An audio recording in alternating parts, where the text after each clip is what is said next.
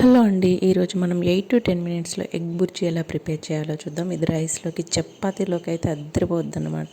డెఫినెట్గా ఒకసారి ట్రై చేయండి. ముందుగా స్టవ్ మీద కడాయి పెట్టుకొని ఆయిల్ వేసుకొని హీట్ అయిన తర్వాత 2 లవంగాలు, కొంచెం జీలకర్ర, ఆవాలు వేసుకున్నాను. మీరు కావాలంటే అన్ని స్పైసెస్ వేసుకోవచ్చు. నేను పిల్లలు తింటారు కాబట్టి ఎక్కువగా స్పైస్ యాడ్ చేయట్లేదు. నెక్స్ట్ పచ్చిమిర్చి, ఆనియన్ వేసుకొని మంచిగా ఫ్రై అవ్వనివ్వండి. మొత్తం గోల్డెన్ బ్రౌన్ కలర్ అయ్యే వరకు ఫ్రై అయిన తర్వాత దీంట్లో పసుపు, జింజర్ గార్లిక్ పేస్ట్ వేసుకొని కూడా ఫ్రై చేయండి.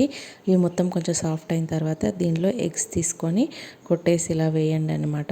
సో వేసిన వెంటనే కొంతమంది కలుపుతారు, బట్ అలా చేయకుండా ఒక 2-3 మినిట్స్ అట్లా సిమ్లో ఉడికిచ్చేస్తే ఇలా అవుతుందన్నమాట. ఇప్పుడు దీన్ని మంచిగా కలిపేసేసుకోండి. ఇలా కలిపిన తర్వాత చిన్న చిన్న స్మాల్ పీసెస్ లాగా చేసేసుకొని టేస్ట్కి సరిపడా కారం, ఉప్పు వేసేసుకొని కలిపేసుకోండి. నెక్స్ట్ కొంచెం కొత్తిమీర వేసుకోండి. కొత్తిమీర కూడా ఫ్రై అయిన తర్వాత లాస్ట్లో ధనియాల పొడి వేసుకుంటే మనం ఎగ్ బుజ్జి రెడీ అయిపోయినట్టే.